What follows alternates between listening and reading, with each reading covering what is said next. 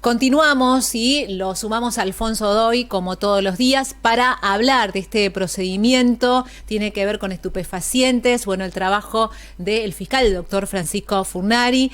Contanos, Alfonso, respecto a esta información y le agradecemos como siempre al doctor Furnari que nos brinde la información y nos reciba. Estamos con el fiscal Francisco Furnari, porque bueno, un operativo que terminó con un cartero detenido y bueno, ocultaba en el casillero, en el locker laboral de las oficinas de correo, medio kilo de cocaína. Bueno, conmocionante esta noticia. Desde la Fiscalía y la Policía de Drogas ya lo venían investigando a este sujeto. Sí, Alfonso, buenos días. La verdad es que esta investigación tiene más de un año en curso. Las primeras noticias de que esta persona estaría, o estas personas estarían comercializando estupefacientes, fueron el 11 de agosto del año pasado, del 2021. A raíz de ello se comenzaron las distintas tareas de investigación, valga la redundancia, distintas tareas de campo, intervenciones que se realizó por parte de la policía especializada en estupefacientes. Una vez que estos elementos surgieron, que daban indicios y pruebas suficientes para que nosotros desde la Unidad de Coordinación de Estupefacientes entendiéramos que existía esta hipótesis que sosteníamos, es que le requerimos al juez de garantías, el doctor César Solassi, los allanamientos, y no solo eso, sino que también requerimos los allanamientos dentro del correo argentino y también en lo que es en la vía pública de interceptación de patrón. ¿Por qué queríamos esto? Porque entendíamos que esta persona masculina estaba realizando lo que nosotros entendemos con la comercialización de tipo modo de nivel. A raíz de ello, el intendente Vizcayar, el 25 de mayo, fue el lugar donde fue interceptada esta persona, el motivo por el cual se le requisaron sus pertenencias, y dentro tenía cocaína fraccionada directamente para la venta al consumidor. Y esta evidencia era para ustedes de alguna manera probar que mientras hacía su trabajo de cartero también llevaba a los pacientes para comercializar. Esa era la idea. No es algo que todavía podamos cuantificar al 100%, entendemos que era un modo, bien, no sabemos el horario específico en el cual él estaba destinado a cumplir las tareas del correo.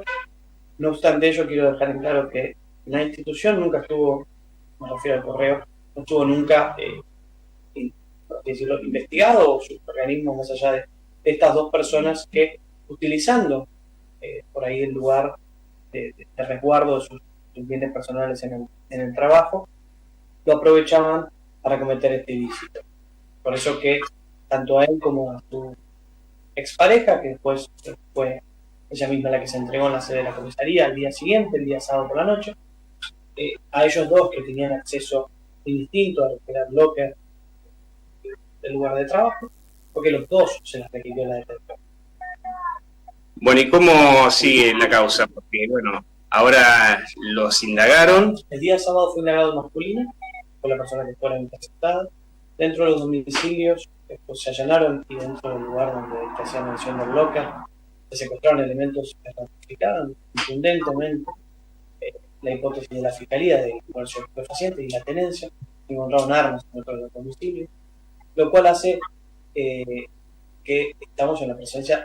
Además, déjame dejarte en claro que no estamos hablando de pocos gramos claro, de estupefacientes, sí, sino que estamos hablando de más de medio kilo en total de los secuestrados, junto a otros estupefacientes como pueden ser marihuana. ¿Y puede ser que la causa pase a la justicia federal? No entiendo todavía que estén dados los elementos como para entender que hablamos de tráfico, sino que estamos hablando probablemente de un alto grado de comercio al menudeo, lo cual seguirá siendo de competencia.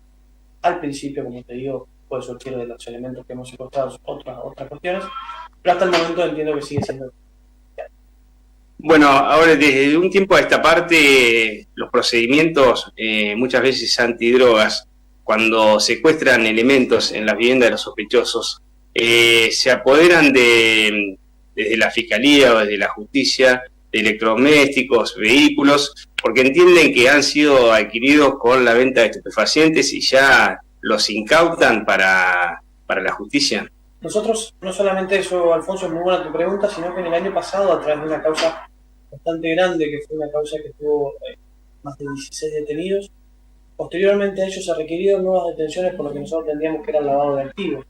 no solamente fuimos un paso más allá de lo que es la comercialización de estupefacientes, sino que entendimos que con la comercialización de estupefacientes se habían logrado adquirir bienes muebles, o sea, bienes de muebles registrables, como había sido una serie de varios automotores, y también se habían comprado bienes inmuebles. Habiendo producido toda esta prueba, se entrega a mí en el departamento judicial por primera vez, y en el marco de la ley de estupefacientes se procedió al procesamiento de una mujer, esposa de una persona detenida por una causa de drogas, por lo cual un avance, y en este sentido es lo que estamos planteando del Ministerio Público Fiscal, en no solamente quedarnos con lo que es la venta de estupefacientes, que es un delito muy grave, sino que también, como bien decimos, en este caso particular se compraron vehículos, motos y electrodomésticos de alto valor.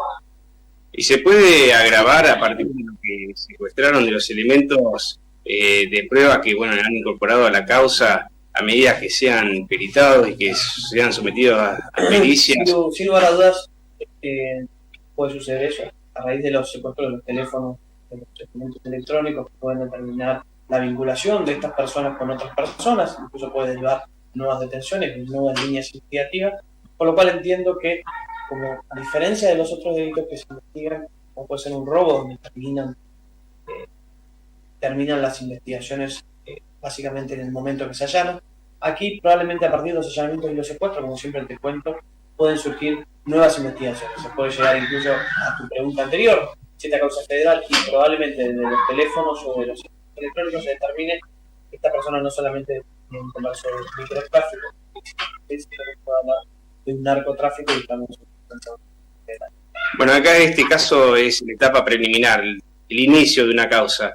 La semana pasada se desarrolló un debate de 2 jornadas en el Tribunal Oral Criminal, donde una persona de similares características, también conocido como tranza o vendedor de estupefacientes al menudeo, ocupó el banquillo de los acusados y desde la Fiscalía usted le pidió 5 años de prisión. ¿De qué se trató ese caso y, por qué requirieron ese monto de pena? Bueno, nosotros entendíamos que estaba comprobado el comercio de estupefacientes. Esta persona, si bien fue interceptada con dosis en la vía pública, con una investigación previa, un caso algo similar al que estamos ahora analizando, de los teléfonos celulares se obtuvo mucha información determinante de quiénes serían sus compradores. Y la particularidad de este debate fueron 2. Se citó a quienes habían comprado para que ratifiquen o rectifiquen esos mensajes. Se exhibieron esos mensajes durante el debate, se le mostraron al juez esos elementos. Se mostraron también al juez los elementos secuestrados, y con esto se mostraron la balanza de precisión que tenía la ser detenida, se mostraron los recortes de nylon. Algo muy similar en este caso que nosotros hemos aprendido a la persona, se mostraron en bolsas cortadas de modo circular, lo que a criterio de la Fiscalía daba un indicio más que claro de que esas bolsas eran las que se preparan el estupefaciente para vender al consumidor. Fueron 2 jornadas muy intensas con muchísimos testigos. También declaró la persona imputada, declararon los investigadores contándole al señor juez Guillermo Brone cómo habían sido las tareas de campo, cómo habían sido las tareas que ellos certificaron y volcaron a la experiencia. O sea, fue muy interesante. Y otra particularidad es que junto con el ayudante fiscal se requirió, conforme a la ley del Ministerio Público, que el ayudante fiscal participara activamente en el debate por tanto más hoy, circunstancia que fue acogida favorablemente por el señor juez, y tuve a mi lado no solamente yo quien hablara, sino que también estuvo el doctor Godoy hablando, preguntando, mejor dicho, interrogando a los testigos a fin de llegar a la legalidad. Bueno, y también tuvieron la oportunidad de interrogar al imputado. Para una vez que el imputado decide hablar, digamos, la Constitución nos indica que ningún imputado está obligado a declarar, mucho menos contra sí mismo, pero una vez que declara en marco de un debate, puede ser interrogado por las partes. Fue interrogado tanto por mí como el excelente defensor, el doctor Barricado. Bueno, y el veredicto se conoce la semana que viene. Conocerá la semana que viene, entonces, y tendremos noticias de que si el juez entendió o mantiene nuestra hipótesis, nuestra teoría del caso llevada adelante. Bueno, fiscal Furnari, muchísimas gracias. Como siempre, muy bien, muchas gracias.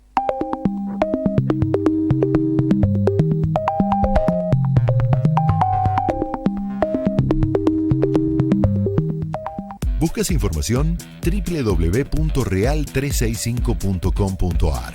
Las noticias de la ciudad, la región y el mundo.